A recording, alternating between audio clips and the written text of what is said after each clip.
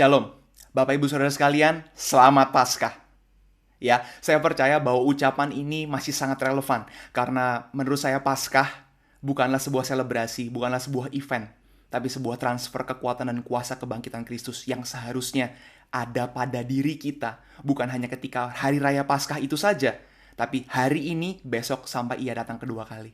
Mari sama-sama sebelum kita menikmati kebenaran firman Tuhan, kita angkat hati kita mau bernyanyi, kita mau bersuka cita, kita mau sungguh-sungguh terima presence-nya Tuhan, hadiratnya Tuhan di tempat kita masing-masing.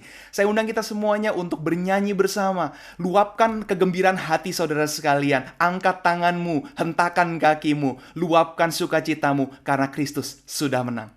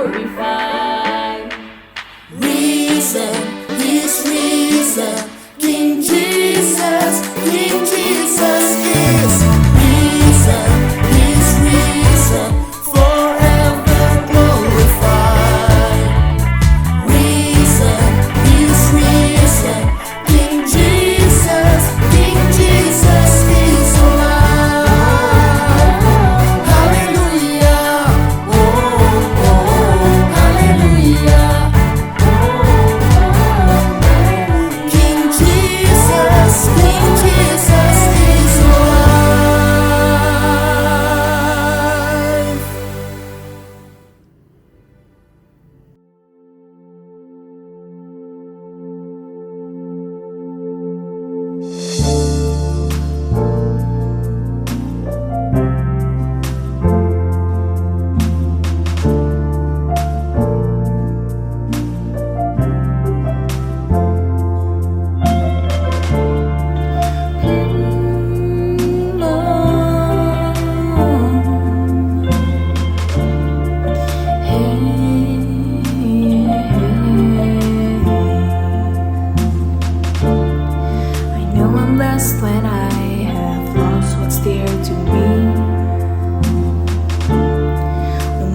can I be embraced by God alone? I know I'm blessed when I have lost all of my crowns. The glory of the Lord will reign forevermore.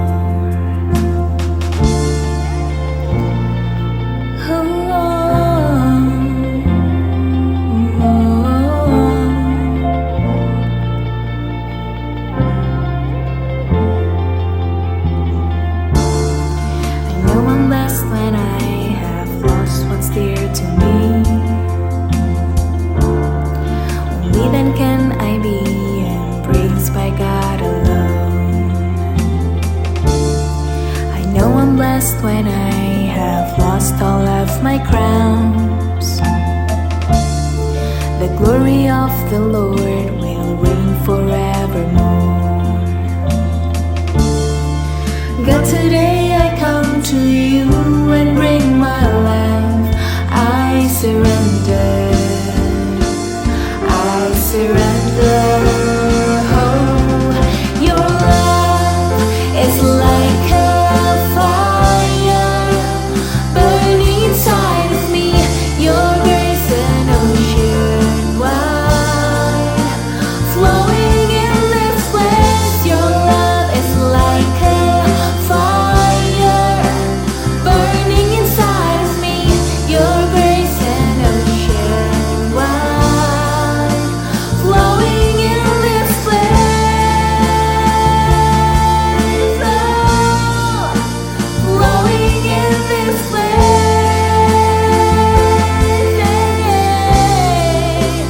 Flowing in this place.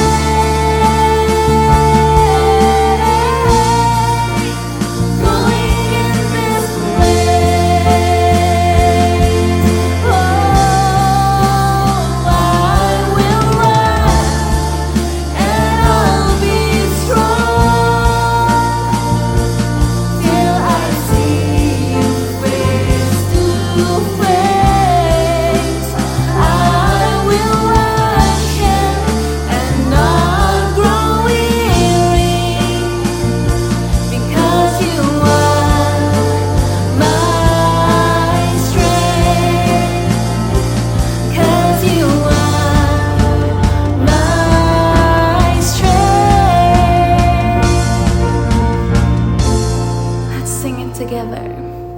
Your love is like a fire burning inside of me. Your grace an ocean wide, flowing in this place. Your love is like a fire burning inside of me. Your grace an ocean wide, flowing in this place. Your love is like a fire burning inside of me. Your grace an ocean wide, flowing in this place. Your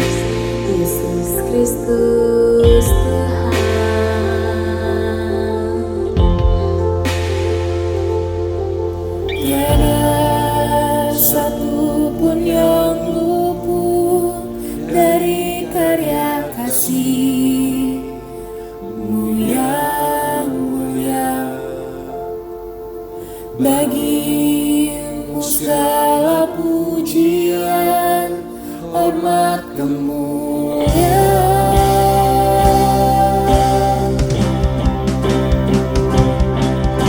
Engkau Tuhan ku tinggikan, yang bangkit dan menang, Yesus Kristus Tuhan, Raja mulia dan luhur, berkenan bagiku. Selamatkan jiwaku.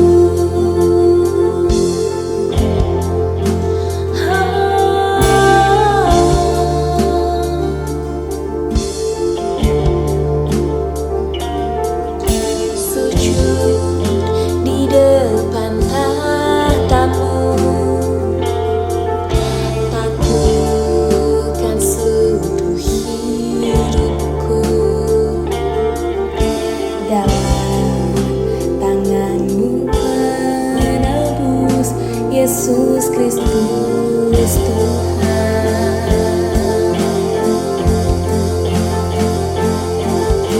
Tiada satupun yang luput dari karya kasih-Mu yang mulia.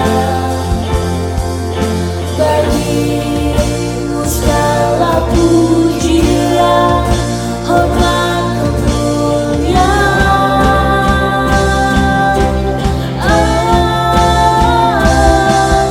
Engkau Tuhan ku tinggikan, yang bangkit dan menang, Yesus Kristus Tuhan, Raja mulia dan luhur, berkenan bagiku.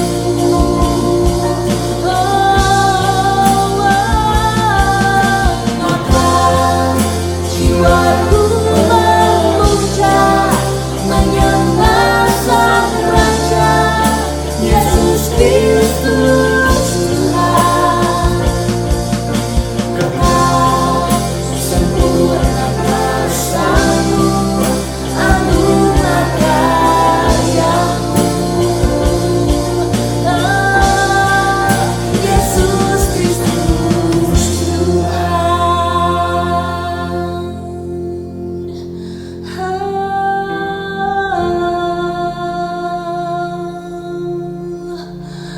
Namamu indah, Yesus Kristus Tuhan. Kau mati di salib, menebus dosaku.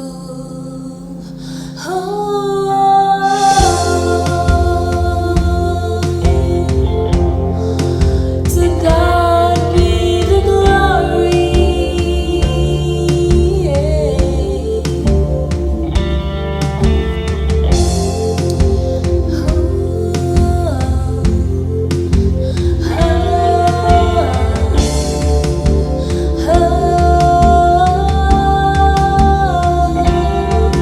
Tiada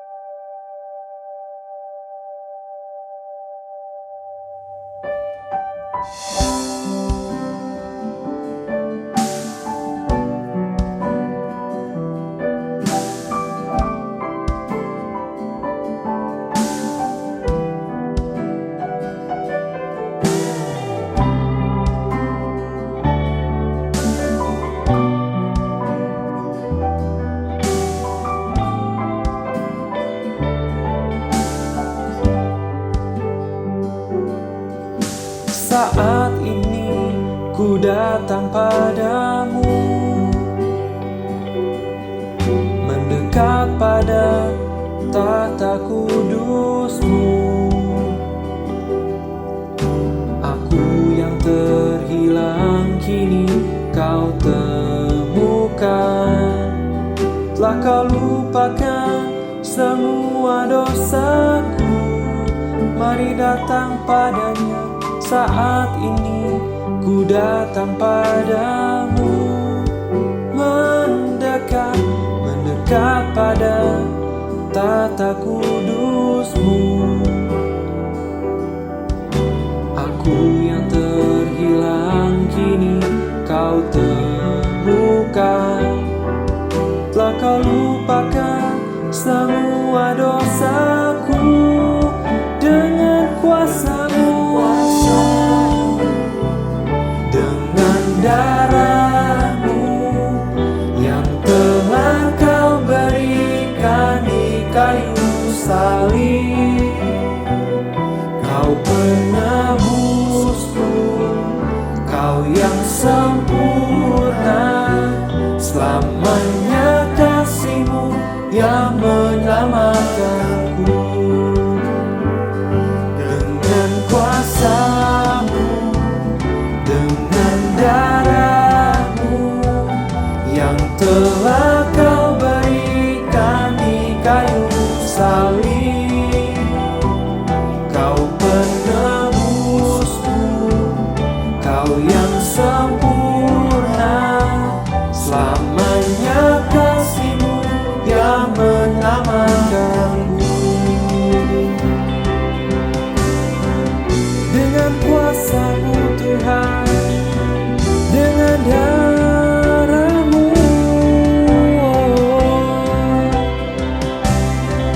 kami berterima kasih buat kasih-Mu.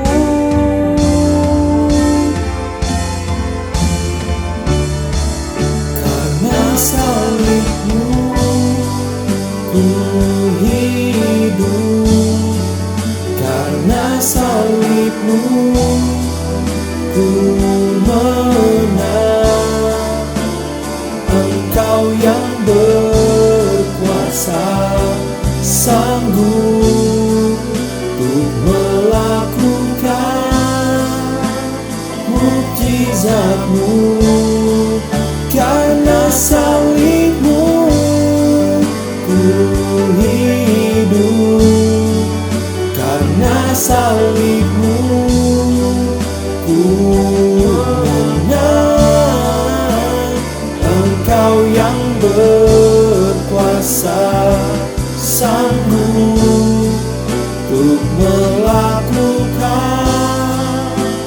mukjizat-Mu di hidupku.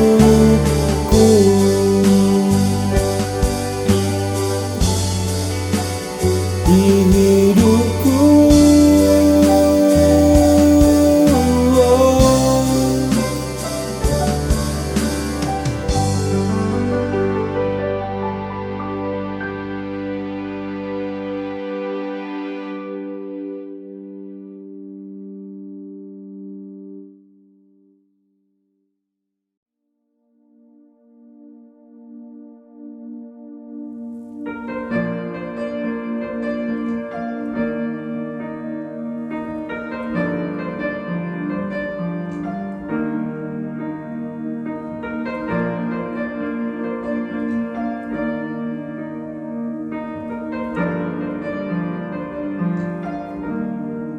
In Christ alone, my hope is found. He is my light, my strength, my song, this cornerstone. this solid ground, firm through the fiercest drought and storm. What heights of love, what depths of peace, when fears are still, when striving cease. My comforter, my all in all, here in the love of Christ I stand.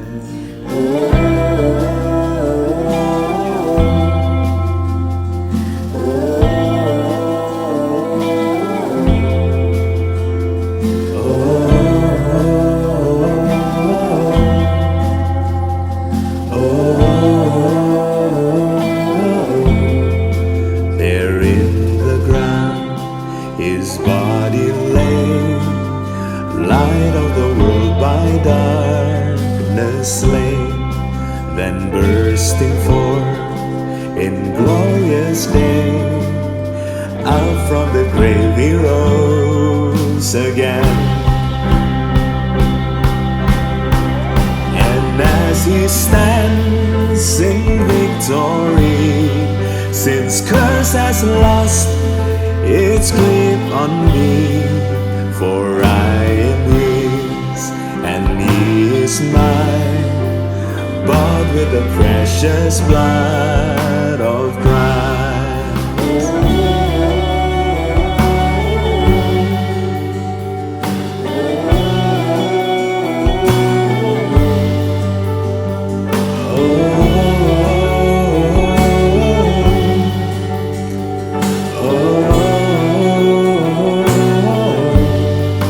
No guilt in life, no fear in death. This is the power of Christ in me. From life's first cry to final breath, Jesus commands my destiny. No power of hell, no scheme of man can ever pluck me from his hand, till he returns or calls me home. Here in the power of Christ I'll stand.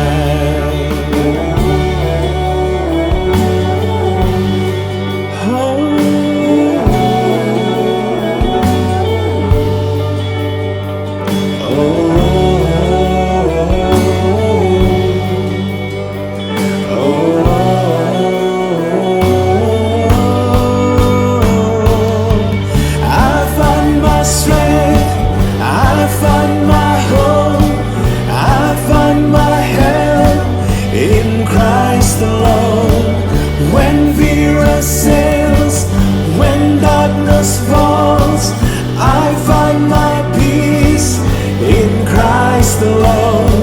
I give my life, I give my all, I sing my song to Christ alone.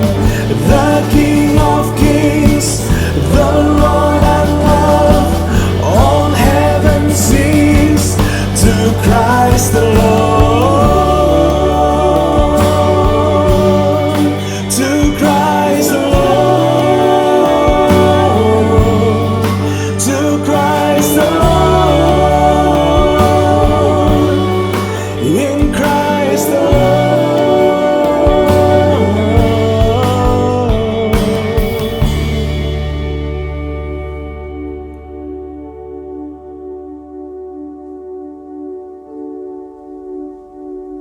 No guilt in life, no fear in death.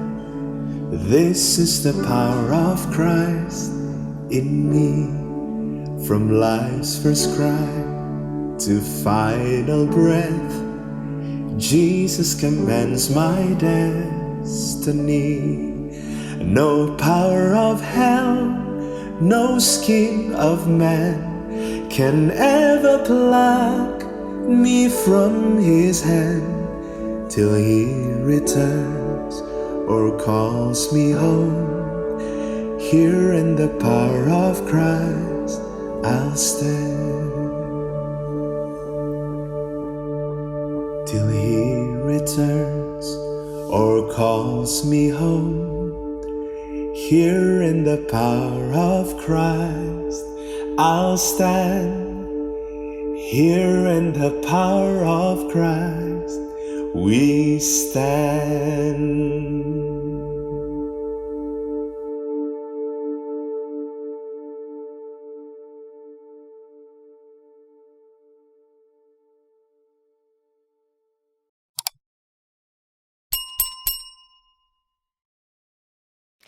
Shalom, selamat malam Bapak, Ibu, dan Saudara semuanya, dan juga selamat Paskah.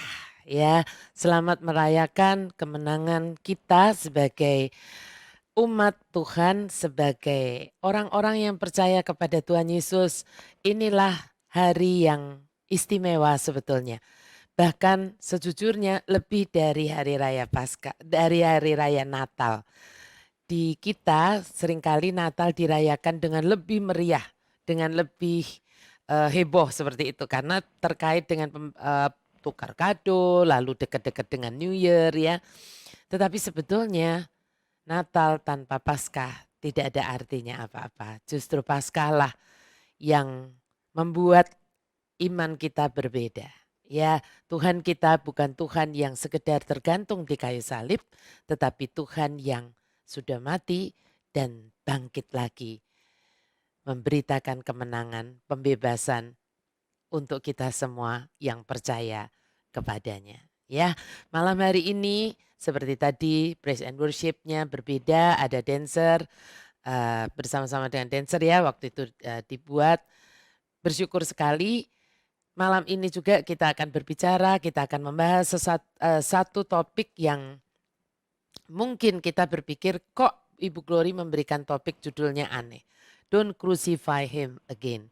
Mana mungkin Bu kita menyalibkan Yesus. Kan Yesus sudah 2000 tahun yang lalu disalibkan. Ya, untuk itulah malam hari ini kita mau sama-sama belajar ya. Mari kita mau tundukkan kepala, kita mau satukan hati di dalam doa. Demi nama Bapa, Putra, dan Roh Kudus. Amin. Tuhan, kami bersyukur untuk malam hari ini. Walaupun kami sudah lewat 1 minggu dari Paskah, tetapi kami bersyukur Tuhan kalau kami boleh malam hari ini di HOTK Ministry kami boleh bersatu hati untuk bersyukur kepadamu. Kami tahu karena kebangkitan-Mu kami punya harapan untuk kehidupan kami. Apapun saat ini Tuhan yang sedang kami alami, yang sedang kami harus jalani di dalam hidup kami di dunia ini, kebangkitan-Mu membuat kami tidak pernah mau putus asa. Karena kami tahu ada harapan bersama Yesus Kristus Tuhan. Apapun yang saat ini masih kami tunggu dan sepertinya seolah-olah mati dan tidak ada harapan, kami percaya itu hanya tipuan iblis. Karena kami percaya bahwa kalau Yesus bisa bangkit dari alam maut, apapun yang mati di dalam hidup kami juga pasti akan bangkit. Karena di dalam hidup kami ada roh yang sama yang membangkitkan Yesus Kristus Tuhan. Kami mau meneduhkan hati kami, Engkau Tuhan yang melawat setiap kami anak-anak-Mu supaya setiap kebenaran firman Tuhan yang Engkau ingin sampaikan kepada kami, sungguh Tuhan boleh kami terima. Tidak ada satupun dari kami yang terlewatkan. Engkau yang merobek setiap selubung yang menutupi mata hati dan pikiran kami. Dan biar kebenaran-Mu memerdekakan kami mulai malam hari ini. Di dalam nama yang mulia itu, nama Yesus Kristus, Tuhan, Raja dan Penebus kami yang hidup. Mari semua yang percaya katakan amin. Demi nama Bapa, Putra dan Roh Kudus. Amin. Ya, saya ingin menunjukkan satu firman yang kemarin sebelum Paskah saya merenungkan ini dan ini menggelitik hati saya. Apa itu? Yohanes 1 ayat ke-11. Ia datang kepada milik kepunyaannya, tetapi orang-orang kepunyaannya itu tidak menerimanya. Itu di dalam Alkitab Bahasa Indonesia tertulis seperti itu. Jadi tidak menerimanya, hanya nggak ada penjelasan, pokoknya tidak menerimanya. Tetapi saya menemukan di The Passion Translation seperti ini. He came to the people he created, to those who should have received him, ya yang seharusnya menerima dia, but they did not recognize him. tetapi mereka tidak mengenalinya. Tidak mengenali dia. Ya. Pertanyaannya, apa yang dimaksud enggak mengenalinya? Ya, dan yang kedua, mengapa mereka bangsa Yahudi gitu ya sampai enggak bisa kenal bahwa Yesus itu sebenarnya adalah Mesias yang mereka tunggu-tunggu bahkan sampai dengan hari ini. Ya, mengapa bisa begitu? Dan to be honest, sebetulnya murid-muridnya pun yang disebut para rasul ternyata juga sedih dan kecewa kepada Tuhan Yesus. Kenapa begitu? Kok bisa begitu? Ya, nah kalau kita ikuti Anda semua membaca Alkitab, pasti Anda menemukan nubuatan-nubuatan dan penggenapannya oleh Yesus. Yang nubuatan tentang Mesias dan penggenapannya oleh Yesus itu banyak banget. Dari mulai perjanjian lama sampai perjanjian baru itu banyak sekali. Mulai dari hari kelahirannya dan sebagainya. Ya. Tapi kita mau lihat saja, kalau dibahas semuanya nggak mungkin kelar malam hari ini. Ya, tetapi kita mau lihat beberapa saja, dimulai dari Minggu Palma.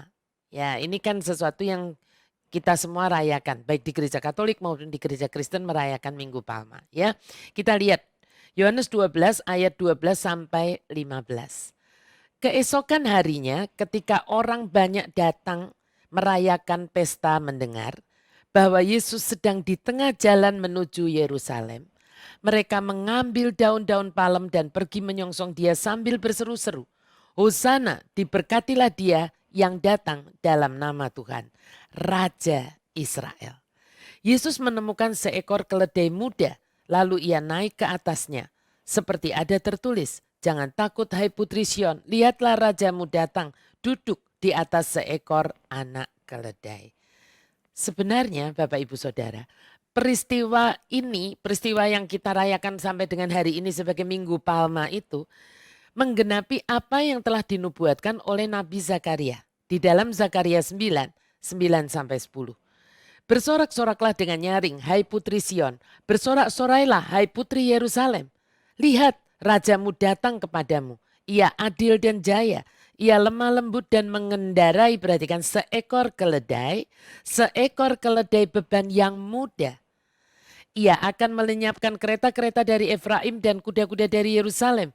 Busur perang akan dilenyapkan dan ia akan memberitakan damai kepada bangsa-bangsa. Wilayah kekuasaannya akan terbentang dari laut sampai ke laut dan dari sungai Efrat sampai ke ujung-ujung bumi. Ayat 9-nya sudah digenapi saat Yesus masuk Yerusalem dengan menunggang seekor keledai muda. Bukan hanya sekedar seekor keledai, ya, tetapi seekor keledai muda, ya, bukan asal keledai. Dan orang-orang itu bersorak-sorai kan, menyambut dia sebagai Raja Israel. Namun ayat 10-nya itu belum digenapi. Belum digenapi, ya. Baru nanti digenapi pada kedatangannya yang kedua kalinya. Nah, tapi pertanyaannya begini, mengapa orang-orang Yahudi pada saat itu kok sudah bisa menyebut Yesus itu sebagai Raja Israel? Ya kan? Kita berpikir, oh berarti mereka mudeng dong bahwa ini yang menggenapi nubuatan Zakaria. Benarkah demikian? Ya kan dikatakan ia yang datang dalam nama Tuhan atau orang yang diutus Tuhan. Ya, jawabannya ada di ayat 17 dan 18 dari Yohanes 12 tadi. Mari kita lihat sekali lagi. Yohanes 12 ayat ke-17 dan 18. Orang banyak yang sama-sama dengan dia ketika ia memanggil Lazarus keluar dari kubur, itu peristiwa sebelumnya, sebelum Minggu Palma ini. Dan membangkitkannya dari antara orang mati, memberi kesaksian tentang dia.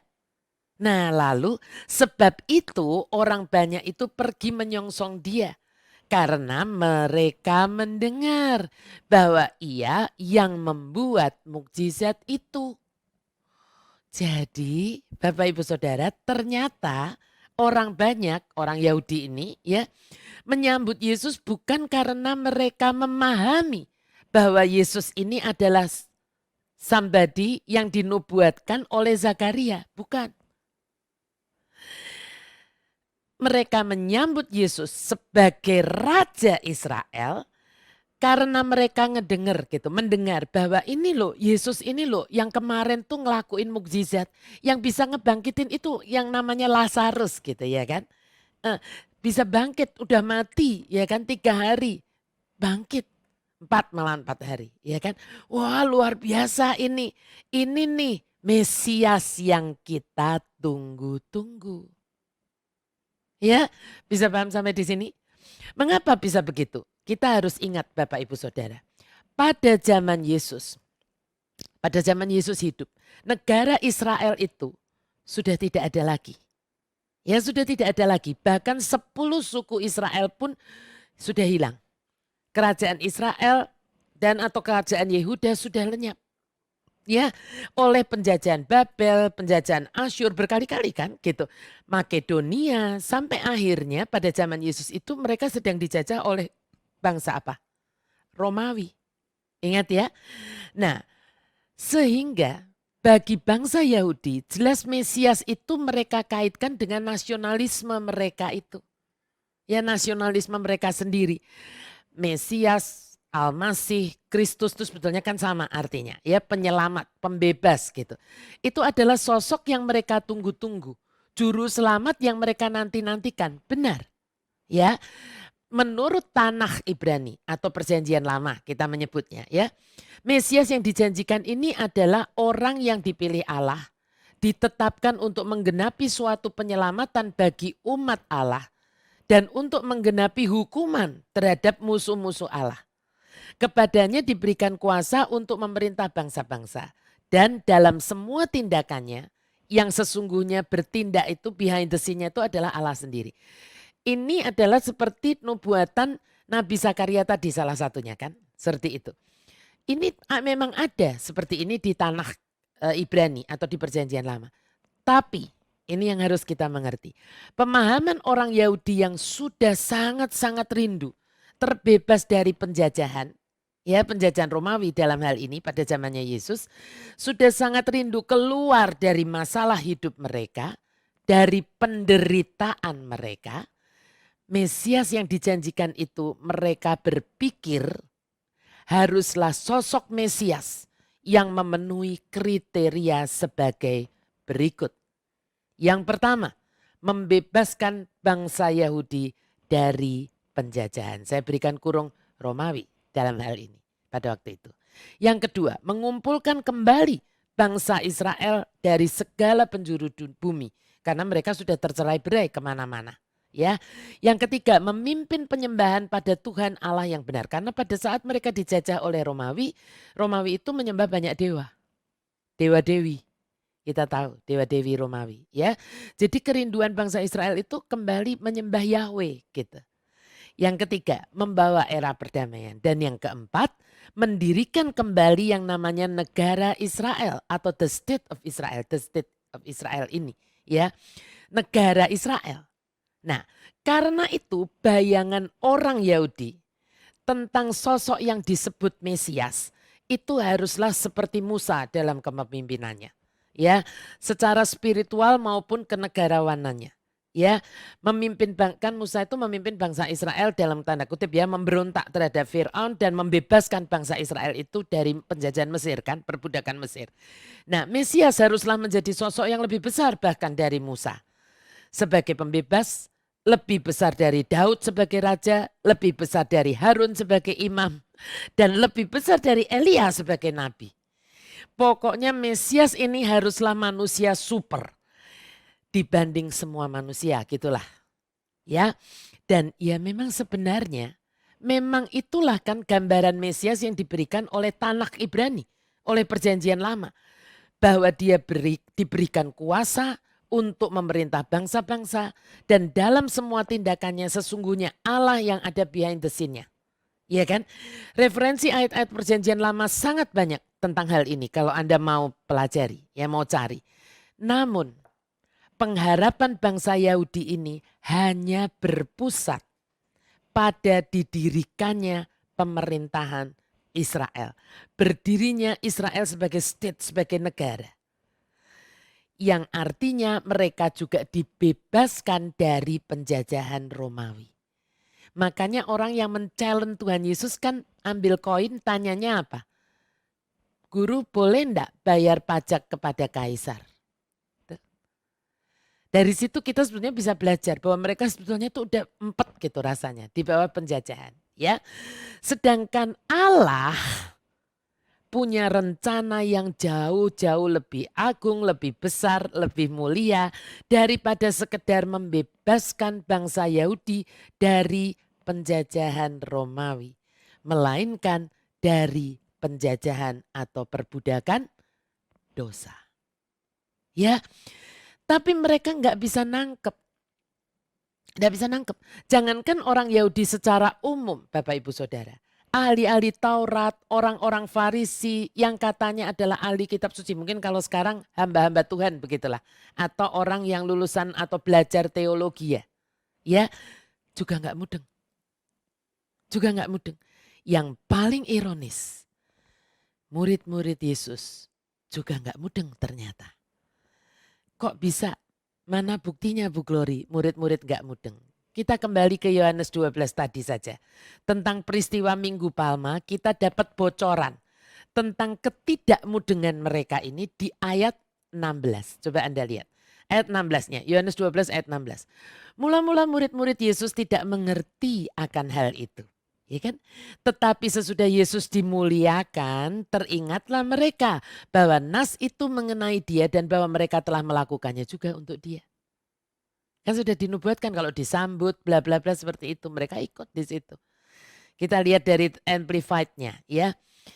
His disciples did not understand the meaning of these things and at first, but when Jesus was glorified and exalted, they remembered that these things had been written about him and had been done to him. Jadi jelas mereka menjadi ngerti setelah Yesus naik ke surga. Baru mereka paham Bapak Ibu Saudara. Ya, saya pengen tunjukkan lagi peristiwa-peristiwa yang selanjutnya yang seharusnya mereka, at least murid-muridnya, ya at least murid-muridnya itu ngeh bahwa Yesus ini sebetulnya putra Allah. Bukan sekedar Mesias Yahudi gitu. Yang diutus Tuhan untuk membebaskan mereka dari dosa. Dan bukan sekedar dari penjajahan Romawi. At least murid-muridnya harusnya tahu. Tapi nanti kita lihat tahu atau enggak. Ya, adalah peristiwa The Last Supper. Kamis Putih. Nah, ini di belakang saya ini ya ada puzzle Pak Gana yang buat, bukan saya yang buat ini. Ya puzzle The Last Supper. Ya The Last Supper. Nah, kenapa saya pasang ini? Karena biasa kita melihat potret, ya kan, potret Yesus bersama murid-muridnya waktu The Last Supper itu duduknya di meja kayak saya ini. Pakai kursi. Ya ada yang gambar kursinya panjang, ada yang kursinya satu-satu. Nah padahal di tradisi Israel yang benar adalah yang seperti ini. Kalau gampangnya kalau kita nyebutnya lesehan. Ya kan lesehan duduknya itu bukan pakai bangku-bangku. Tapi saya nggak mau bahas itu, tapi saya mau bahas begini. Yesus ajak The Last Supper ini sebetulnya judulnya adalah makan Paskah, malam Paskah, ya makan. Itu tradisi Yahudi. Ya, tradisi Yahudi.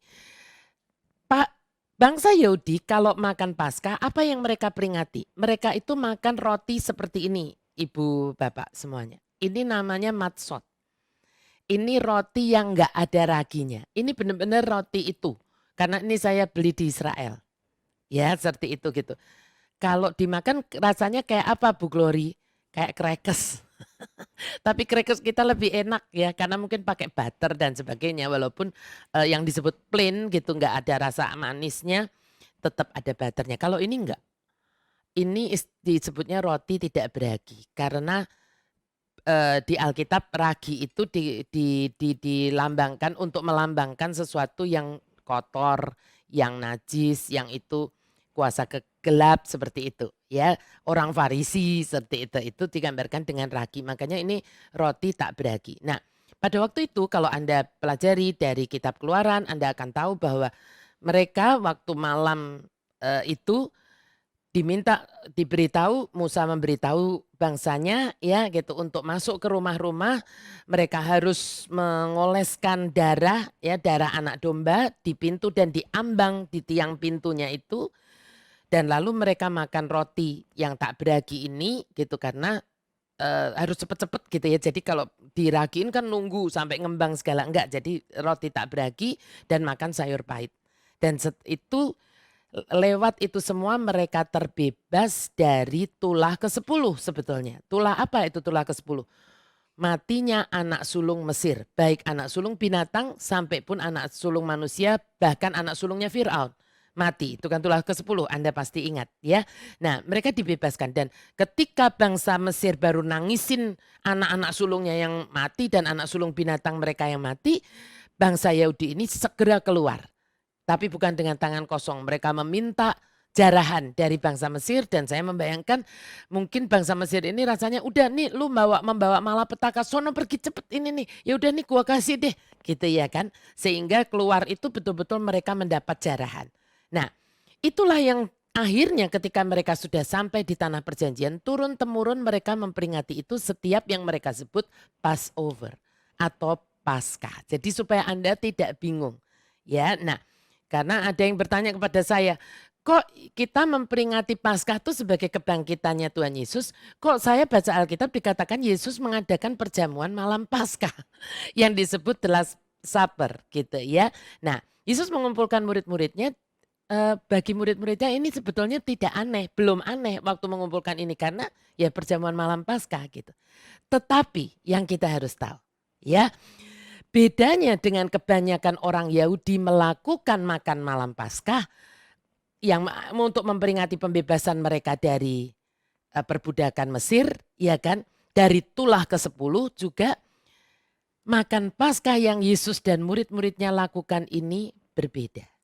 Mereka tetap makan roti yang tak beragi, tetapi Yesus tidak merayakan pembebasan bangsa Israel dari perbudakan Mesir, melainkan apa yang Yesus katakan ketika dia mengangkat roti dan mengangkat cawan anggur. Saya lupa mau sediain cawan ya, seperti itu. Mari kita lihat di Matius 26 ayat 26 sampai 29. Dan ketika mereka sedang makan, Yesus mengambil roti. Ya kan, mengambil roti, itu roti tak beragi ya, mengucapkan berkat, memecah-mecahkannya, ya kan, memecah-mecahkannya, dan ini gampang dipecah-pecahkan seperti itu, lalu memberikannya, membagikannya kepada murid-muridnya dan berkata, nah lihat apa yang Yesus katakan, ambillah, makanlah, inilah tubuhku. Ya, inilah tubuhku. Sesudah itu dia mengambil cawan, ya, mengucap syukur lalu memberikannya kepada mereka dan berkata, minumlah kamu semua dari cawan ini, sebab inilah darahku, darah perjanjian yang ditumpahkan bagi banyak orang untuk pengampunan dosa. Tetapi aku berkata kepadamu, mulai dari sekarang aku tidak akan minum lagi hasil pokok anggur ini, sampai pada hari aku meminumnya, yaitu yang baru, anggur baru, ya, bersama-sama dengan kamu. Lalu perhatikan, dalam kerajaan Bapakku. Apa yang ada di hati Yesus adalah pembebasan dosa dan bukan hanya untuk bangsa Yahudi.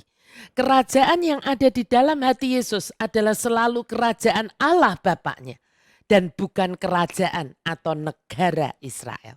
Walaupun Yesus dilahirkan sebagai bangsa Israel, bangsa Yahudi. Ya, nah murid-muridnya ini kan mendengarkannya, bahkan ikut makan roti dan anggur yang Yesus berikan. Harusnya kan kok ini beda ya? Yesus nggak bilang ini pembebasan dari perbudakan Mesir, bla bla bla, kok tidak? Iya kan? Namun mereka ternyata tidak sungguh memahami hatinya, bahkan sudah di the last supper. Ini bukan dinner, supper, dan itu the last supper, terakhir.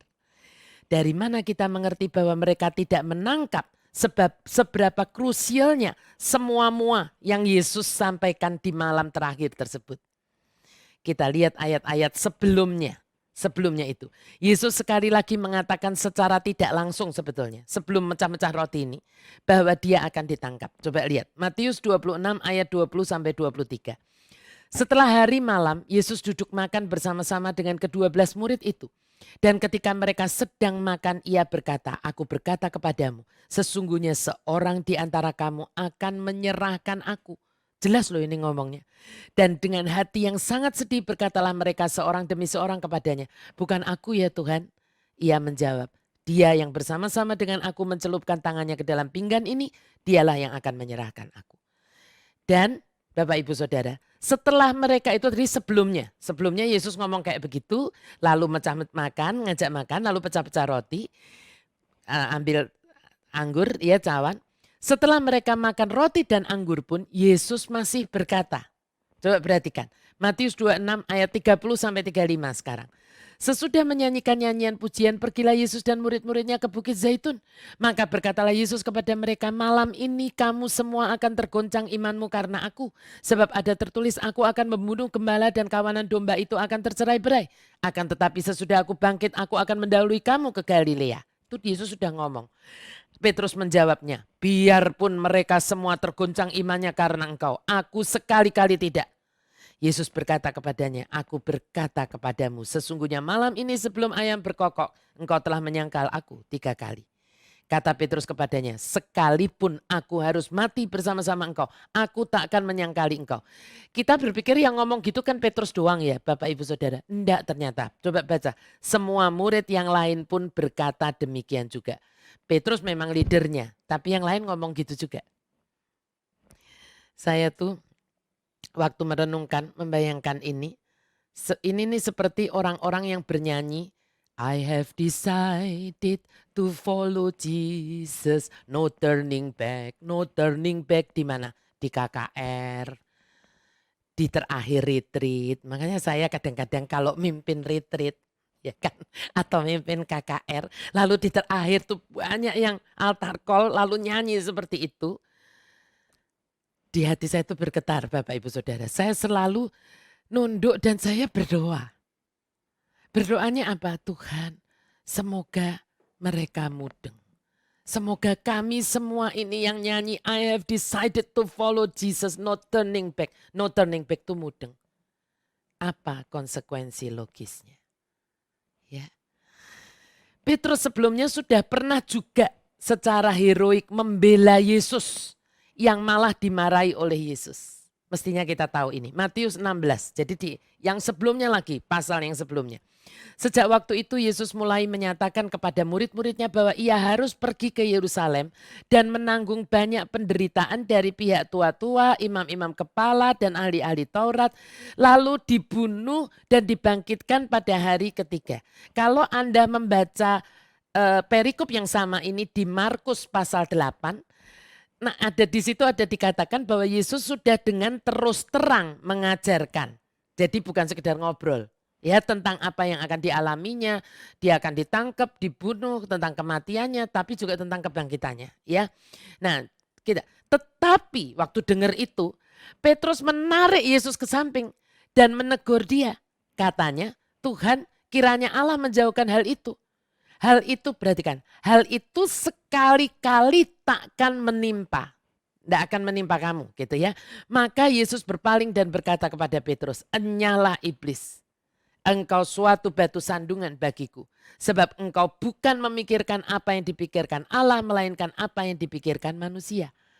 Kalau Anda baca tepat beberapa ayat sebelum ayat-ayat 21 sampai 23 ini, Anda akan mendapatkan bagaimana Petrus mengakui siapa Yesus. Ingat yang waktu itu ditanya orang tuh bilang itu, tapi mereka bilang, iya ada yang bilang engkau tuh guru, ada yang engkau bilang begini-begini. Lalu Yesus tanya, tapi kalau menurut kamu siapa aku? Petrus yang duluan ngomong, engkaulah Mesias, anak Allah yang hidup. Betul? Tapi ternyata reaksi Petrus ketika tahu bahwa Mesias ketika tahu bahwa Yesus ngomong di kata-kata selanjutnya bahwa nanti itu akan dibunuh, akan ditangkap di ini. Dan dari reaksi Petrus yang narik Yesus dan berkata, enggak mungkin, itu enggak boleh menimpa kamu. Kita mengerti apa? Kita mengerti apa? Bahwa pengertian Petrus, Mesias dalam pengertian Petrus adalah masih sama dengan Mesias Yahudi. Ya, dan harusnya saat di The Last Supper ini, dia berkata sekali lagi tentang semuanya ini sebetulnya warning kan, yang gak main-main untuk murid-muridnya. Ya, kan itu diomongkan berkali-kali. Tapi kita semua tahu, nggak usah kita buka-buka ayatnya lagi. Saat Yesus akhirnya pergi ke Taman Getsemani dan dia mengajak 3 murid andalannya. Kalau saya boleh menyebut dengan bahasa saya inner circle-nya. Orang kan kalau jadi inner circle katanya senang, bangga banget. Nah ya kan ini inner circle-nya. Petrus, Yakobus, dan Yohanes. Untuk menemani, untuk berjaga-jaga, bukan sekedar menemani shopping atau ke hotel, tapi menemani dan berjaga-jaga. Mereka ngapain? Tidur. Tertidur. Kalau secara logika, make sense sih kalau mereka ini ngantuk banget. Kenapa? Habis makan kenyang kan? Roti ini kalau dimakan lebih kenyang dari roti yang biasa loh ibu-ibu, bapak, saudara semuanya. Ya. Dan minum wine jangan lupa. Orang katanya kalau minum wine tidurnya enak. Tidurnya nyenyak. Iya kan? Tapi begini, yang saya renungkan begini, seandainya mereka itu ngeh betapa krusialnya apa yang Yesus sampaikan dan seberapa dekatnya itu, bisakah mereka memejamkan mata? Kalau Anda ngeh, gini deh, kalau Anda ngeh bahwa suami atau istri atau anak Anda, orang yang Anda bilang Anda sayangi itu akan ditangkap sama polisi dan diadili. Karena dia udah ngomong gitu ya kan. Karena dia beritahu Anda gitu. Terus dia bilang bahwa ini udah deket nih waktunya aku. Gitu ya kan mau ditangkap sama polisi. Lalu suami atau istri atau anak Anda itu ngajak Anda berdoa. Dan berjaga-jaga karena waktunya bisa jadi malam ini gitu. Kalau Anda sungguh ngeh, pertanyaan saya, Anda bisa tidur nyenyak enggak? Saya jamin, sengantuk-ngantuknya Anda akan, istilah ada orang yang bilang begini, gua mau ganjel pakai korek api. Ya toh, gitu. Ya, kenapa ketiga murid andalannya ini bisa tertidur pulas? Udah dibangunin loh. Ya kan sekali, terus Yesus balik lagi nanti baca sendiri deh di kitab Injil. Dibangunin, mereka saya bayangin udah tinggal 5 watt gini tidur lagi. Akhirnya Yesus yang ngalah. Ya udahlah tidurlah gitu. Ya kan pertamanya ditegur, apa kamu ndak bisa berjaga-jaga sama aku 1 jam aja. Mungkin mereka bilang gini, oh iya ya gitu. Iya kan. Kenapa? Persoalannya kok mereka bisa tidur pulas? Karena mereka percaya, justru karena mereka percaya bahwa Yesus adalah Mesias. Tapi Mesias yang gimana? Orang kuat yang bakal jadi Raja Israel. Jadi nggak mungkinlah ada orang bisa nangkep dia. Apalagi membunuh. Petrus kan bilang, itu sekali-sekali tidak akan terjadi pada engkau. Ya kan? Ketidakmudengan inilah yang akhirnya membuat Petrus menyangkali sampai 3 kali. Ketidakmudengan inilah juga yang membuat semua muridnya lenyap waktu Yesus harus memikul salib di sepanjang Via Dolorosa sampai ke Golgota. Ketidakmudengan ini juga yang membuat hanya Yohanes dan ibunya Tuhan Yesus, Maria, yang datang ke bawah salib Yesus di detik-detik terakhir Yesus meregang nyawa. Ketidakmudengan inilah yang membuat para murid tidak percaya waktu Maria Magdalena memberitahu Yesus. Memberitahu bahwa Yesus guru mereka telah bangkit di hari ketiga setelah kematiannya yang begitu mengerikan di kayu salib. Tubuhnya hancur. Ketidakmudengan ini juga yang membuat mereka semua begitu ketakutan saat Yesus masuk di dalam ruangan tertutup tempat mereka berkumpul atau lebih tepatnya ngumpet dan meminta ikan goreng dan memakannya. Sampai mereka berpikir itu hantu.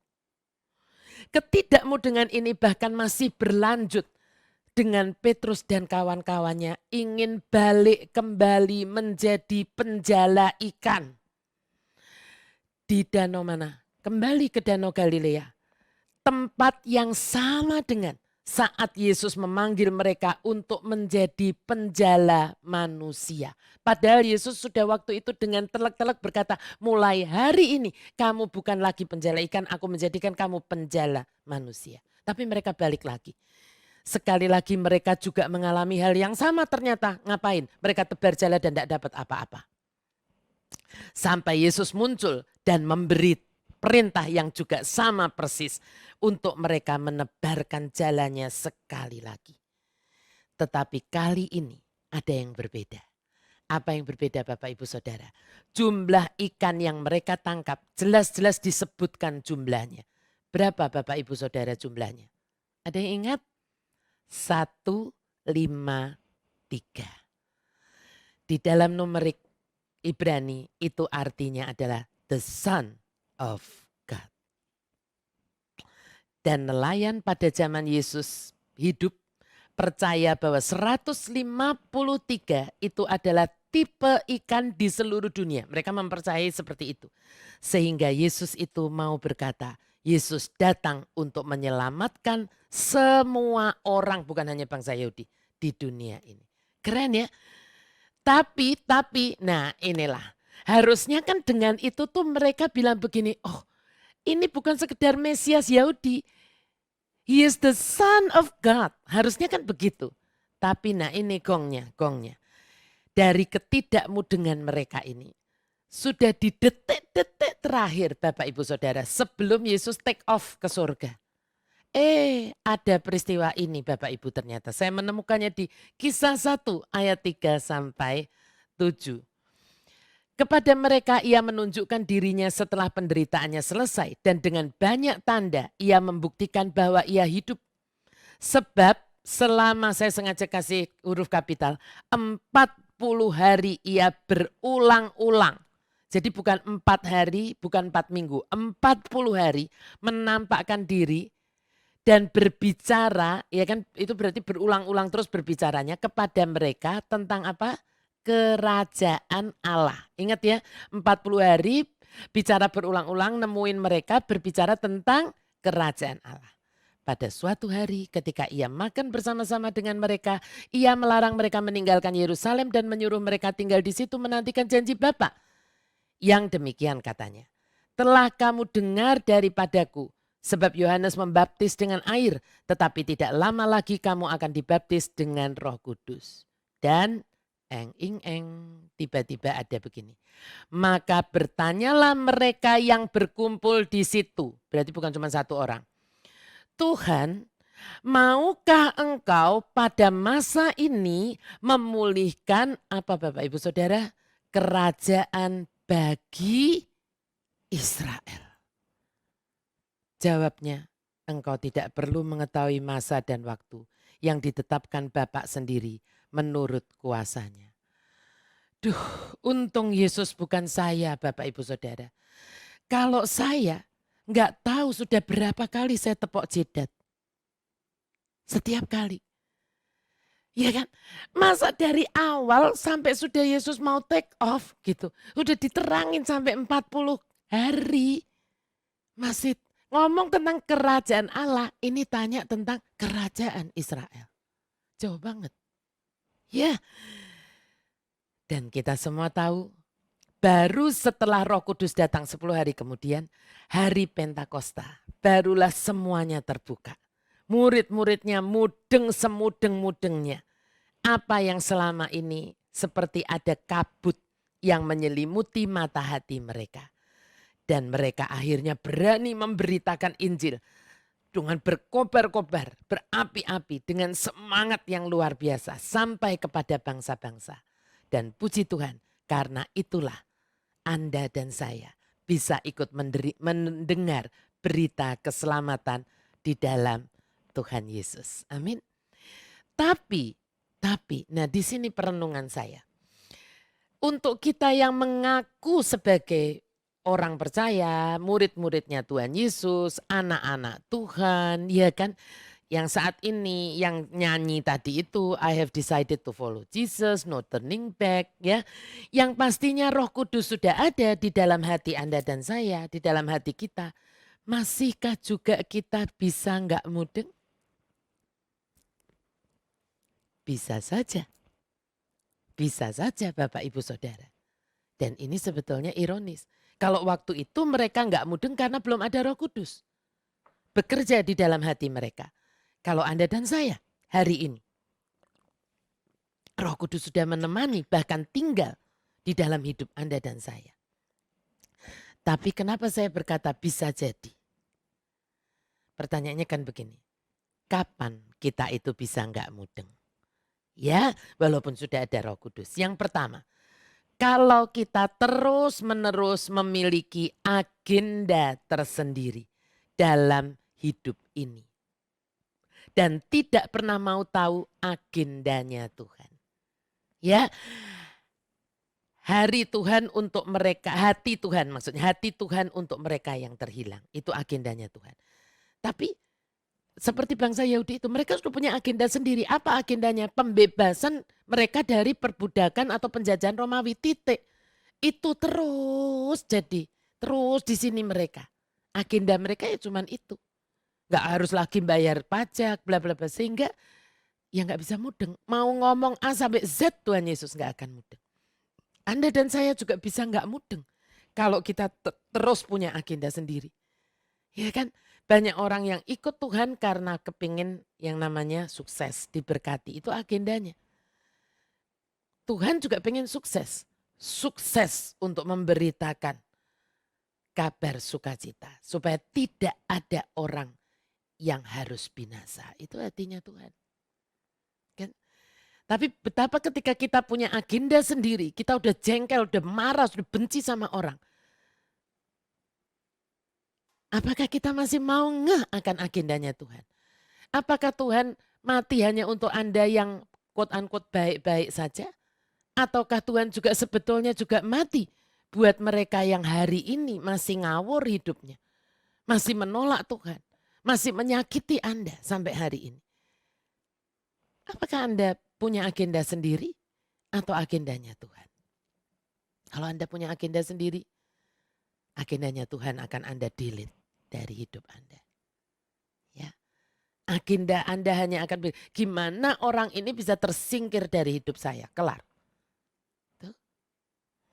Yang kedua, kalau Anda hanya fokus kepada persoalan hidup yang ada di depan mata kita saat ini dan tidak percaya kepada apa yang Dia firmankan tentang hari depan kita. Yeremia 29 ayat 11. Dan bahwa Dia selalu turut bekerja di dalam segala sesuatu untuk mendatangkan kebaikan bagi mereka yang mengasihi Dia. Ada di Roma 8:28. Tetapi kalau Anda hanya fokus kepada persoalan hidup Anda. Ketika ada orang yang berkata, ayo never give up. Percaya bahwa Tuhan itu memberi hari depan yang penuh harapan. Mungkin akan dijawab dengan sinis, mana? Buktinya hidup gue susah terus. Gak ada yang baik dari hidup saya. Ketika dikasih tahu, tapi Allah turut bekerja dalam segala sesuatu untuk mendatangkan kebaikan. Mana apanya yang baik? Ya lu gampang ngomong begitu. Karena hidup lu enak. Padahal segala sesuatunya bisa aja baik dan bisa aja tidak baik. Tetapi di dalam yang baik maupun yang tidak baik ini Allah turut bekerja dan akhirnya ujungnya mendatangkan kebaikan. Semua hamba Tuhan sering mengambil contohnya dengan peristiwanya Daud, peristiwanya Yusuf. Apa yang baik ketika Yusuf dijebloskan ke dalam sumur, difitnah sama istrinya Potifar, dimasukkan ke penjara. Apanya yang baik? Tidak baik.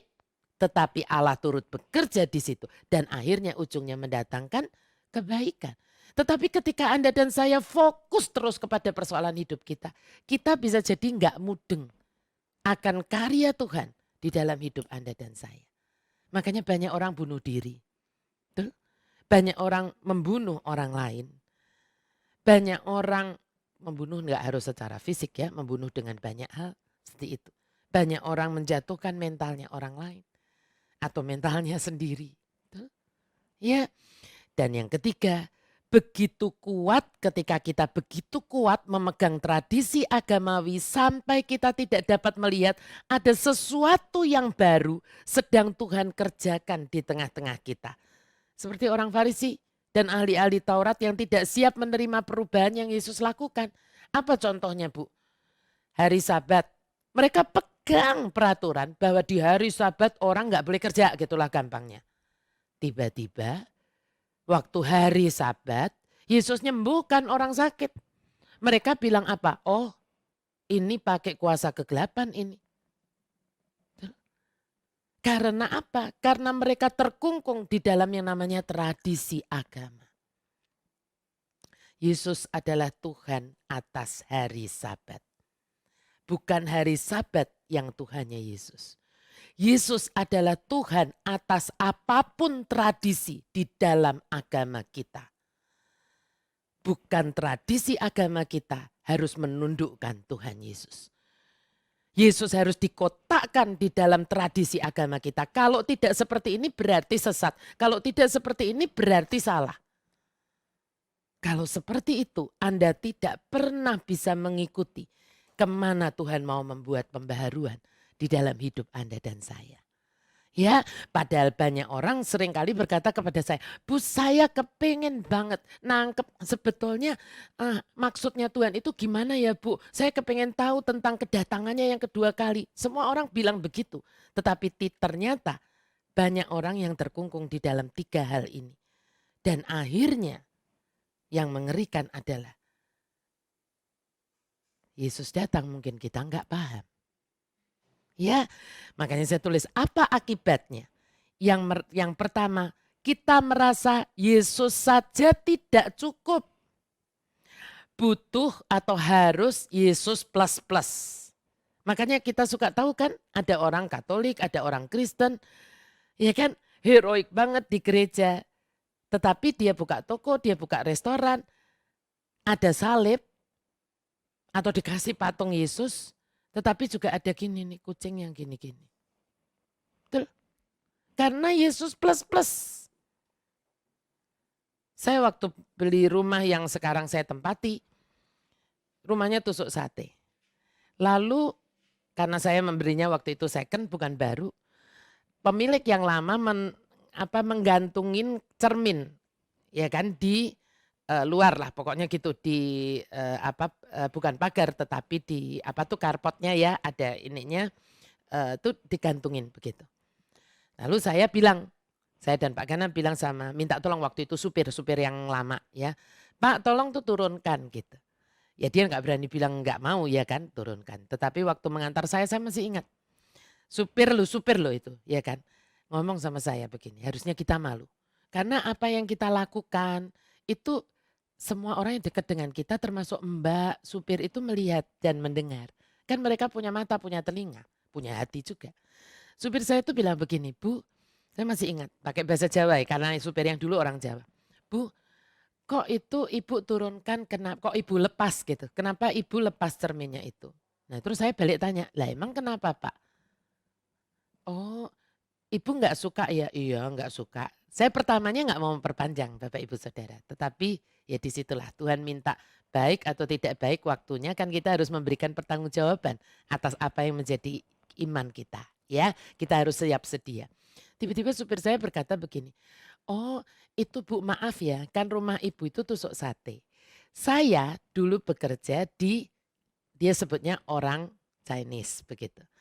Itu dipasangin Bu karena itu kenapa Pak saya coba pancing padahal saya sudah tahu. Kenapa Pak? Oh iya katanya begini Bu itu untuk nolak bala tahu kan untuk menolak yang nggak baik begitu. Oh iya bala apa Pak? Bala tentara saya bilang begitu.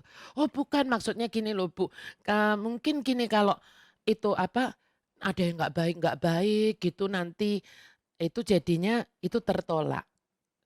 Terus misalnya nanti kalau mungkin misalnya gini Bu angin gitu. Kalau ini rumahnya tusuk sate itu kan depan nggak ada tetangga. Maksudnya kan depannya itu jalan.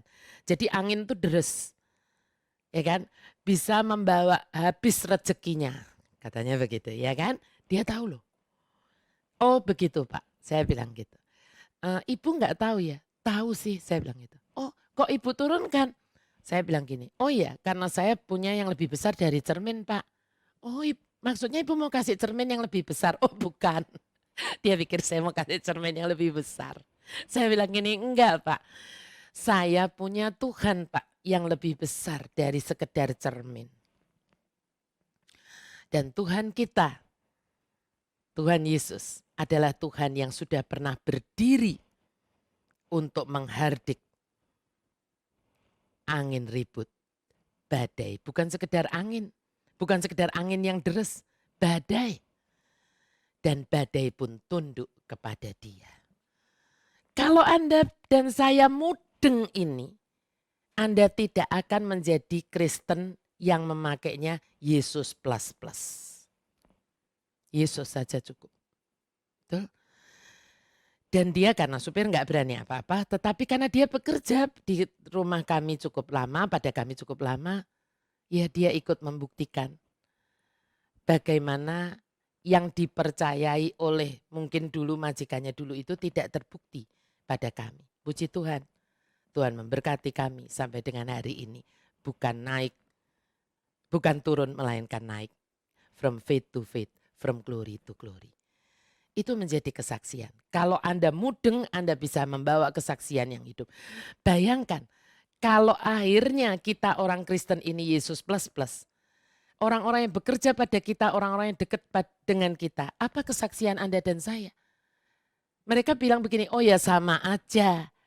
Yang bukan Yesus pasang cermin. Yang bukan Yesus pasang begini-begini. Yang katanya percaya Yesus, yang katanya Kristen. Juga pasang cermin dan pasang begini-begini. Apa bedanya? Tuh. Ya, yang kedua. Yang parah, kita bisa membuang Yesus atau menyalibkan Dia demi tercapainya impian kita.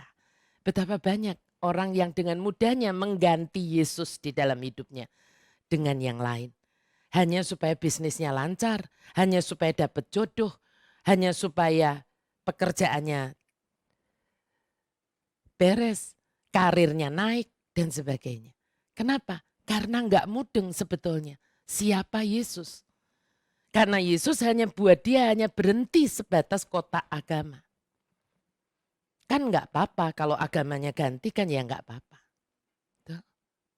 Dan yang ketiga, tanpa kita sadari kita sedang terus berjalan dengan semua atribut keagamaan kita tanpa Yesus berjalan bersama dengan kita. Seolah-olah kita rohani, padahal kita hanya religius saja, bukan rohani. Ya, saya sungguh berdoa kita tidak pernah seperti itu. Don't crucify him again. Jangan salibkan Yesus sekali lagi. Ya. Mari beri tempat kepada Tuhan Yesus di tempat yang utama dan pertama di dalam hidup kita. Izinkan Dia memberikan pengertian-pengertian baru sejalan dengan hembusan Roh Kudus-Nya. Jangan batasi dengan pengertian-pengertian sempit kita. Sampai tanpa kita sadari, kita sedang menjalankan agenda kita. Agenda gereja kita, agenda ministry kita. Dan bukan agendanya. Mari terus belajar mengenal hatinya. Bebaskan diri Anda untuk ngobrol gitu Bapak Ibu dengan Dia pribadi. Izinkan rohnya yang kudus itu menembus gitu. Sampai ke dalam roh Anda dan saya. Ya, dan memberikan revelation yang membuat, yang istilahnya baru gitu buat Anda dan saya. Banyak orang bilang begini, Bu, saya sungguh-sungguh kepengen menerima revelation yang dari Tuhan. Tuhan juga pasti senang, apalagi Tuhan berjanji khusus untuk AOTK. This is the year of encountering with God. Amin.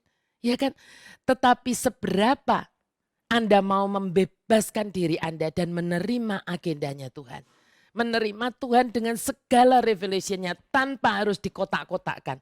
Dengan sesuatu yang sempit dari dalam hidup kita, dari agama kita. Ya, siapa paham? Ketik amin di live chat Anda. Ya, nah untuk itulah di Paskah tahun ini kita harus segera paham.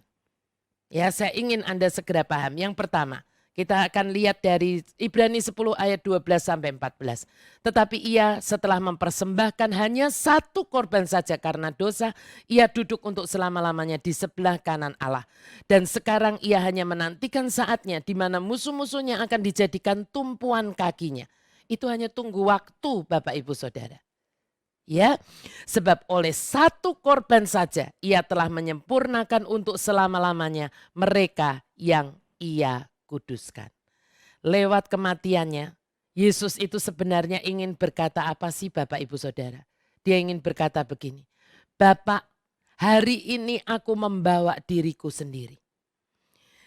Setelah berabad-abad sejak dari zaman Musa, orang tuh setahun sekali dengan perantaraan imam besar masuk ke ruang kudus sambil membawa darah anak domba yang nanti dikiprit-kipritkan di atas tabut perjanjian sebagai tanda pendamaian atas dosa mereka dan tidak pernah sempurna. Tetapi lewat kematianku di kayu salib, it's finished. Dan perfect. Sempurna. Tidak perlu tambahan apa-apa lagi. Enggak perlu Yesus plus. Saya ingin Anda sungguh-sungguh paham ini. Ya, kalau Anda sampai dengan hari ini masih Yesus plus, masih Yesus plus tempel ini dan itu, masih Yesus plus pasang ini dan itu, artinya Anda berkata, Yesus saja enggak cukup. Dan Anda belum sungguh mudeng siapa Yesus Tuhan kita itu. Yang kedua, Yohanes 20 ayat 7b. Ini Anda harus sungguh menangkapnya. Sedang kain peluh yang tadinya ada di kepala Yesus tidak terletak dekat kain kapan itu.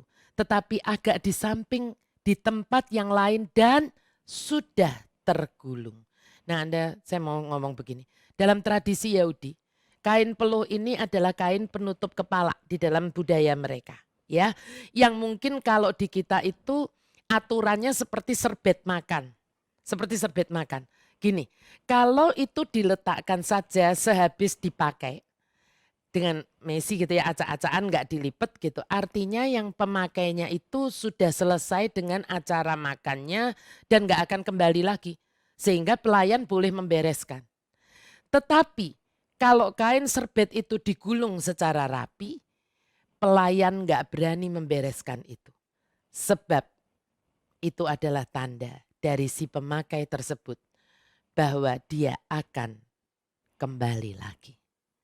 Jadi Bapak Ibu Saudara, pasti sebagai orang Yahudi, bukan kebetulan bahwa kain peluh Yesus tidak dia biarkan jatuh berantakan ke lantai bersama kain kapannya. Tetapi ditaruh. Ya, di Alkitab berkata kain peluh itu sudah tergulung. Karena Yesus mau berkata kepada Anda dan saya, I will be back. Aku akan datang kembali. Tapi mungkin ada di antara kita yang bertanya, Bu, kok waktu sudah bangkit, pertama kalinya Yesus balik ke kubur, menemui Maria Magdalena kan di kubur itu. Ya betul, Yesus akan balik ke kubur-kubur kita. Kubur apa? Kubur keluarga, kubur penyakit, kubur addiction, kubur ketakutan, kubur keuangan, kubur keputusasaan. Dan waktu dia kembali dia seperti berkata, roh kebangkitan yang ada di dalam diriku, itulah yang hari ini juga hidup di dalam diri kalian semua.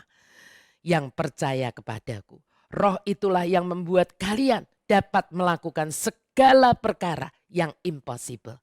Dari yang tidak mungkin menjadi mungkin. Dari kematian kepada kehidupan. Aku sudah menang, engkau juga akan menang dan harus menang.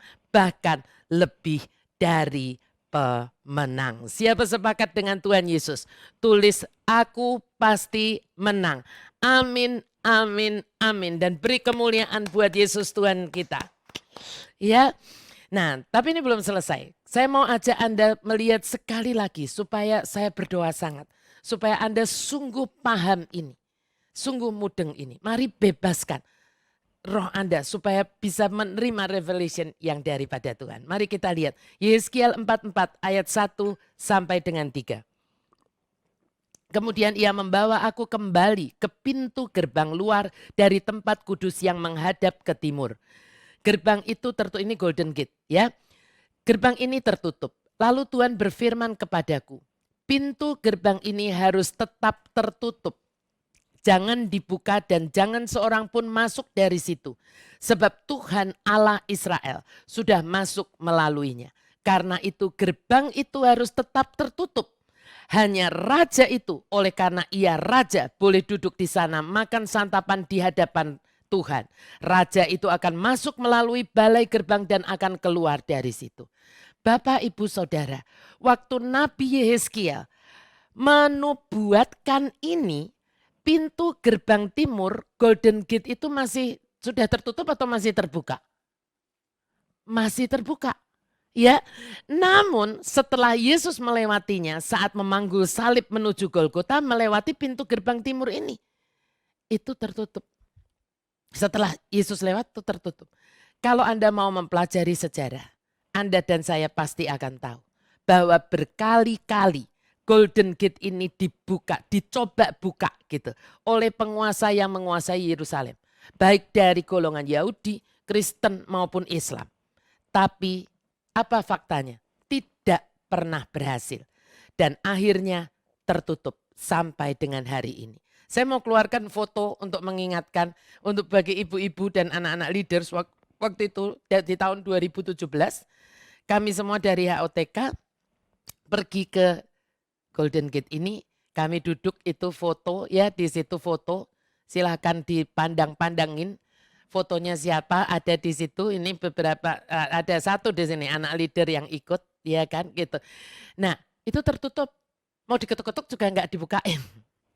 Ya tertutup, tapi saya percaya seperti juga nubuatan yang lain tentang Tuhan Yesus yang telah digenapi sejak perjanjian lama sampai dengan perjanjian baru. Maka one day pintu gerbang timur atau Golden Gate itu akan terbuka kembali.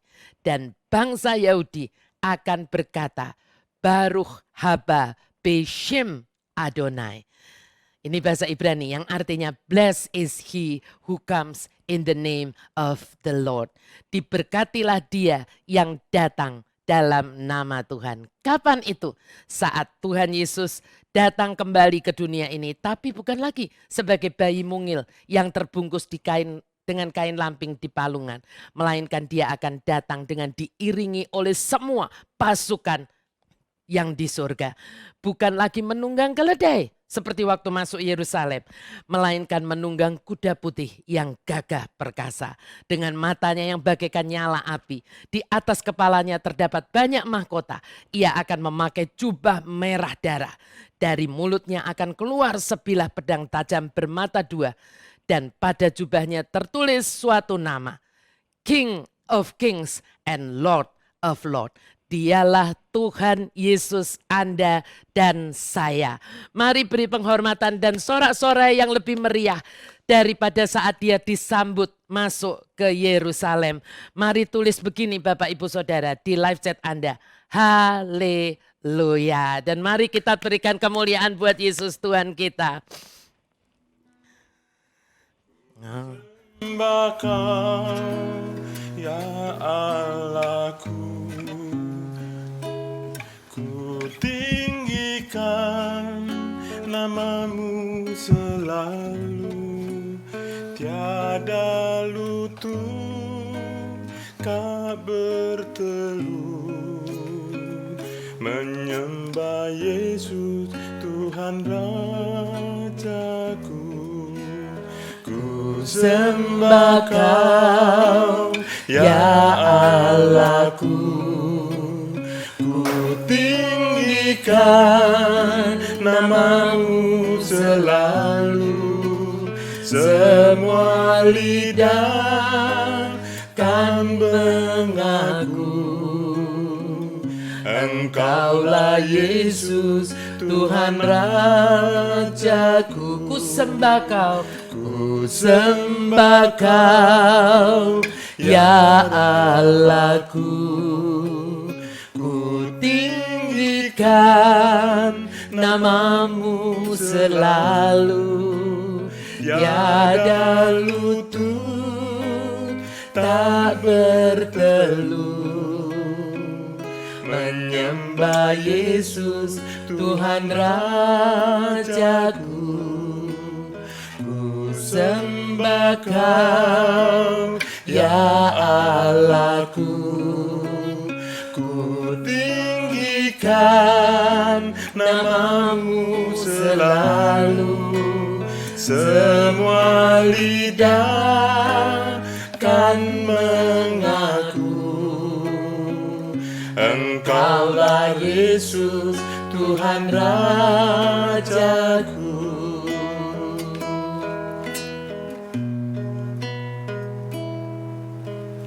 Kau yang terindah di dalam hidup ini, tiada Allah Tuhan yang seperti Engkau, besar perkasa penuh kemuliaan. Kau yang temani di dalam hidup ini, ku cinta Kau lebih dari segalanya, besar kasih setiamu kepadaku. Ku sembah Kau, ya Allahku. Ku tinggikan namamu selalu, tiada lutut tak bertelut. Menyembah Yesus, Tuhan Rajaku. Ku sembah Kau, ya Allahku. Ku tinggikan namamu selalu, semua lidah kan mengaku. Engkaulah Yesus, Tuhan Rajaku. Engkaulah Yesus, Tuhan Rajaku.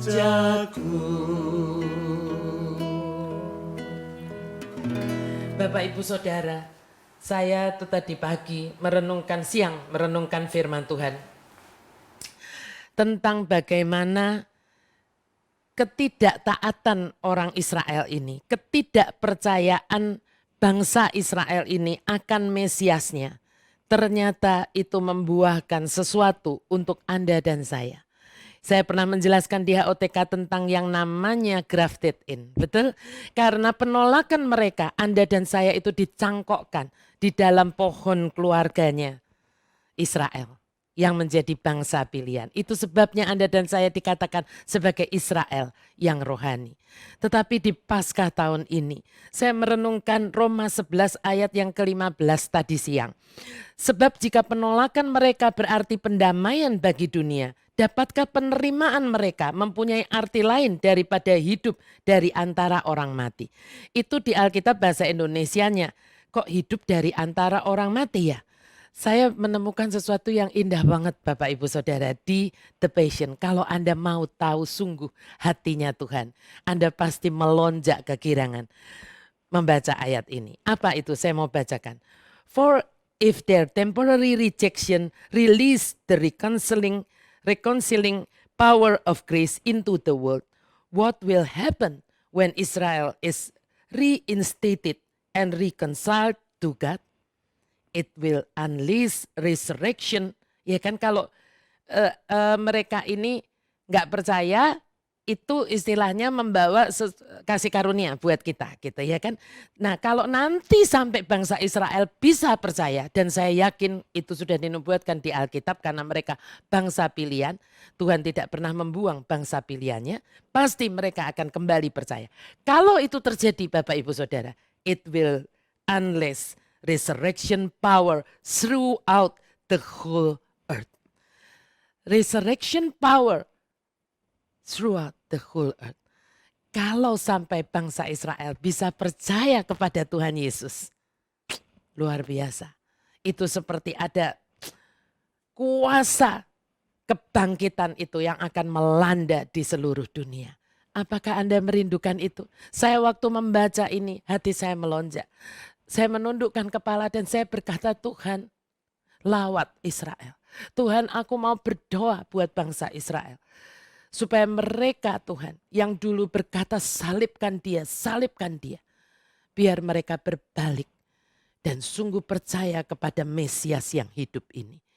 Apakah Anda mau membuang agenda Anda? Tidak terus fokus kepada saya sekarang baru sedih, saya baru kesulitan keuangan, saya baru masalah dengan pasangan saya, masalah dengan keluarga saya, masalah dengan penyakit saya. Apakah malam hari ini, di momen Paskah ini, Anda mau sepakat dengan hatinya Tuhan? Anda mau berkata, Tuhan, aku juga mau berdoa buat bangsa pilihan-Mu.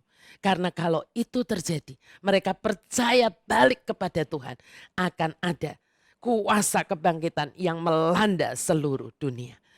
Kalau kuasa kebangkitan itu melanda seluruh dunia, artinya apa Bapak Ibu Saudara? Apapun yang menjadi persoalan dalam hidup Anda pasti juga akan beres, akan selesai. Amin. Mari kita satukan hati di dalam doa. Bapa Surgawi, kami sungguh bersyukur untuk malam hari ini. Walaupun di tengah masih suasana kami belum bisa balik ke Prisma Ballroom, tetapi Tuhan kami bersyukur karena kami boleh mengerti hati-Mu malam hari ini. Tuhan terima kasih kalau Engkau memberikan berbagai contoh dari yang terjadi dengan bangsa pilihan-Mu, yaitu bangsa Israel. Yang karena ketidakpahaman mereka, ketidakmudengan mereka, sampai mereka berteriak salibkan, salibkan Tuhan Yesus. Yang harusnya datang kepada mereka untuk membebaskan mereka. Tuhan, kami juga mau minta ampun malam hari ini. Kalau selama ini kami juga masih seperti itu. Kami seringkali tanpa kami sadari, kami menyalibkan Engkau untuk kedua kalinya. Kami bahkan membuang Engkau, kami melecehkan Engkau. Karena kami merasa bahwa pengorbanan-Mu dan apa yang Kau sudah lakukan di kayu salib dan kebangkitan-Mu itu tidak terlalu berarti buat hidup kami. Sehingga kami masih butuh Yesus plus-plus di dalam hidup kami. Ampuni kami kalau kami seringkali juga membungkus Engkau dan menaruhkannya di dalam box agama kami masing-masing. Ampuni kami Tuhan, kalau kami belum memberi Engkau tempat yang seperti semestinya Engkau miliki di alam semesta ini. Engkau adalah raja dari alam semesta ini. Dan Engkau adalah raja di dalam kehidupan kami. Biar malam hari ini Engkau terima pertobatan kami Tuhan. Kami minta ampun supaya tidak setiap tahun kami hanya merayakan Paskah sebagai tradisi dari agama kami. Tetapi biar Tuhan tahun ini kami dibebaskan dari semua belenggu-belenggu yang masih membelenggu kami. Yang kami masih merasa bahwa dengan punya Yesus saja kami tidak cukup Tuhan. Ampuni kami Tuhan. Biar malam hari ini kami sungguh mengerti bahwa kami cukup memiliki Engkau. Kalau kami punya Engkau, kami punya segala kemampuan untuk menjadikan yang tidak ada itu menjadi ada. Tidak ada apapun yang tidak mungkin untuk kami bisa kerjakan bersama dengan kuasa dan kasih anugerah-Mu. Kami bisa melakukan apapun Tuhan yang Engkau tugaskan, yang Engkau berikan kepada kami. Engkau yang akan memampukan kami. Tuhan, kami mau memperbaharui iman percaya kami. Kami mau Tuhan supaya iman kami ini tidak sekedar kami pakai untuk melegitimasi apa yang sudah menjadi keinginan hati kami.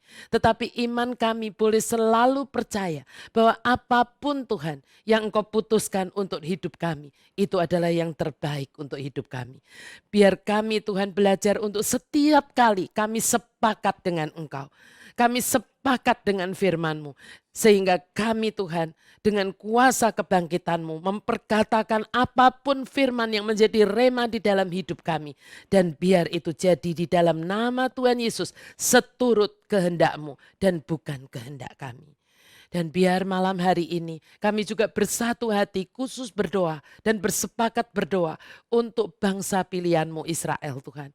Mungkin tidak banyak dari kami yang sungguh hatinya hancur melihat bagaimana sampai dengan hari ini bangsa pilihan-Mu ini masih banyak yang belum percaya kepadamu sebagai Tuhan dan Juru Selamat mereka pribadi. Biarlah malam hari ini Tuhan kami persembahkan doa kami ini untuk hati-Mu ini. Kami percaya Tuhan hatimu pasti masih untuk bangsa pilihan-Mu ini. Dan kami bersyukur karena Paulus menuliskan ini di kitab Roma. Sehingga malam hari ini kami mengerti bahwa kalau bangsa pilihan-Mu yang menolak Engkau saja, itu mendatangkan anugerah untuk kami. Kalau nanti mereka berbalik kepadamu, oh Tuhan, luar biasa yang akan terjadi di bumi ini. Dan kami merindukan saat itu Tuhan.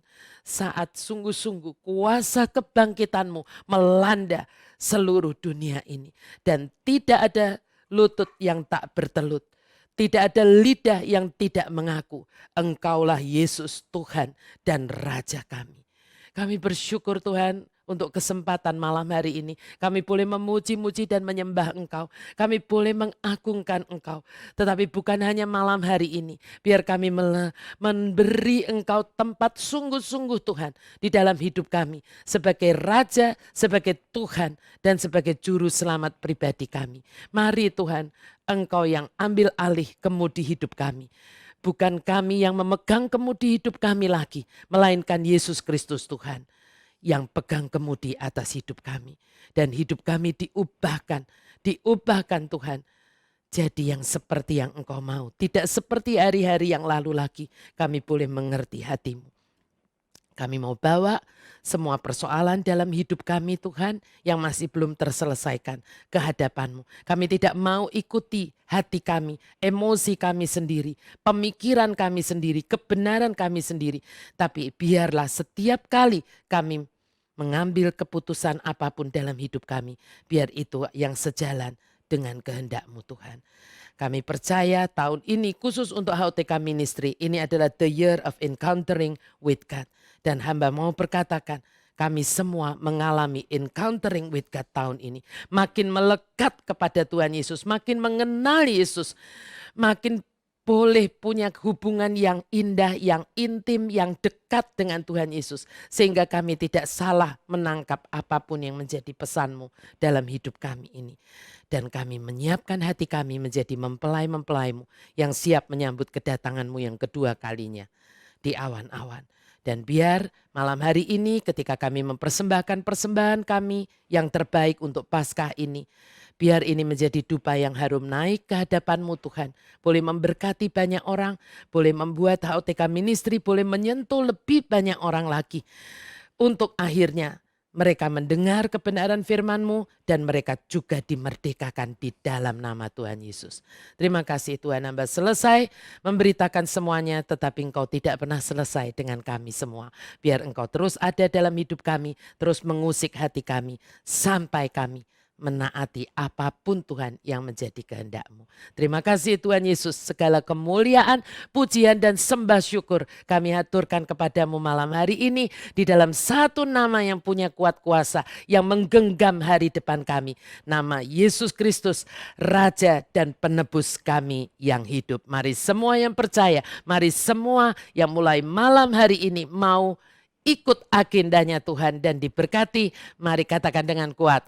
Amin. Demi nama Bapa, Putra dan Roh Kudus. Amin. Terima kasih Bapak Ibu Saudara. Terima kasih sekali, saya senang, lega sudah bisa menyampaikan apa yang Tuhan taruh di hati saya.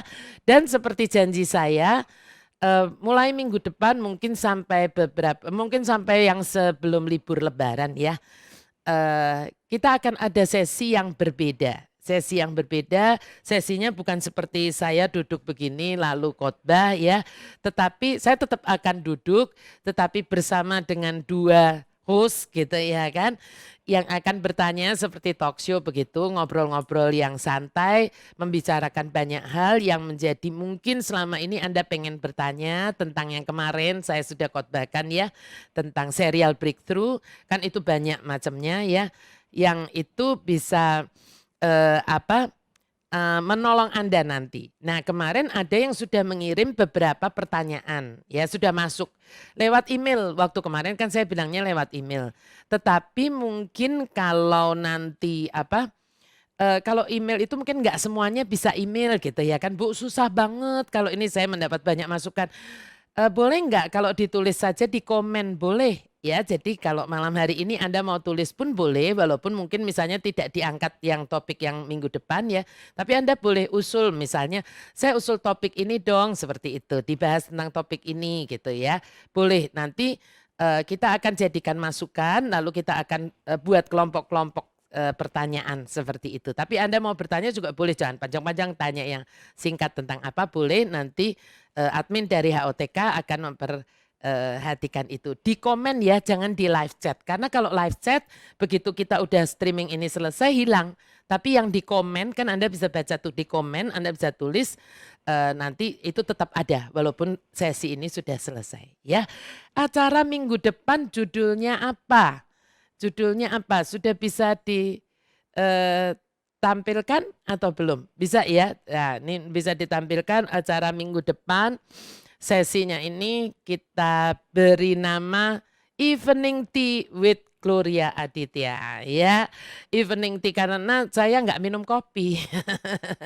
Ya jadi bukan evening coffee ya, tetapi evening tea with Gloria Aditya. Oke, nanti tehnya yang nyiapkan siapa Bu? Silahkan disiapkan masing-masing di rumah. Nanti saya juga minum teh di sini ya.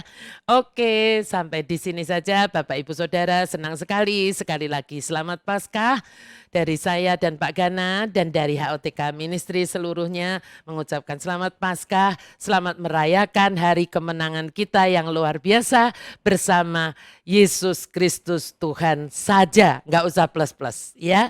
Tuhan Yesus memberkati Anda.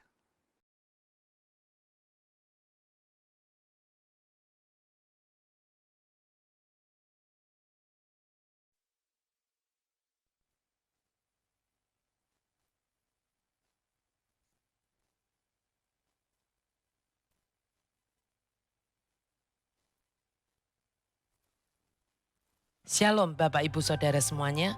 Jika Anda merasa diberkati dengan kebenaran firman Tuhan ini, jangan lupa like dan subscribe channel HOTK Indonesia, serta pencet gambar loncengnya, dan mari bagikan juga kepada teman dan saudara atau keluarga Anda yang lain. Dan dengan melakukan itu, Anda telah menjadi garam dan terang bagi sesama, seperti yang Tuhan minta untuk kita melakukannya. Terima kasih, sampai jumpa di sesi-sesi khotbah saya berikutnya.